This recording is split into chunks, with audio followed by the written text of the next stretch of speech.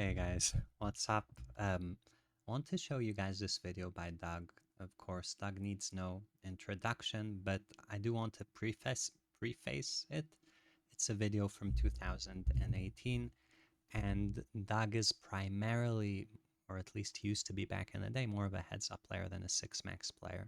I want to explain what this means and what you can expect, and also add a bit of information here and there. So, heads up play is a lot more about balance. In heads up play, everything is kind of exposed. So it's very important that you have bluffs in every spot and that you bluff catch in every spot and that you play kind of a tricky strategy.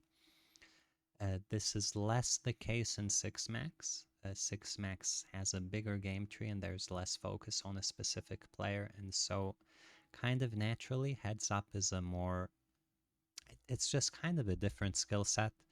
So what you're probably going to see Doug doing in this video is he's going to break down every spot, what's his range, where his hand falls, what he thinks it should do from a very theoretical standpoint, and kind of within the context of his range. And this is a super duper important theoretical skill. I can tell you guys from personal experience, guys who are very good at this tend to make it all the way to the top in poker if you're able to do this in real time. So I do suggest practicing along.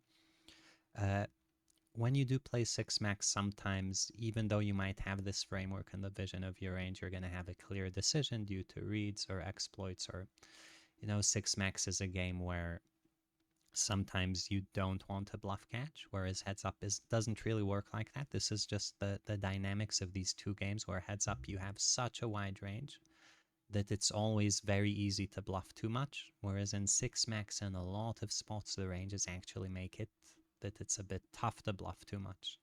And this is a nuance Doug is probably not aware of. And then another thing I'd like to add is Doug was not only the top heads up player in the world, he also coached a crew of heads up players.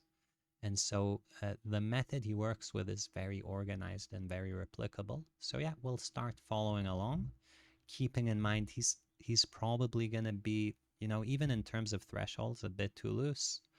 Uh, but that's not important. We want to focus on the thought process as we watch this. And frankly, there's been a bunch of examples of that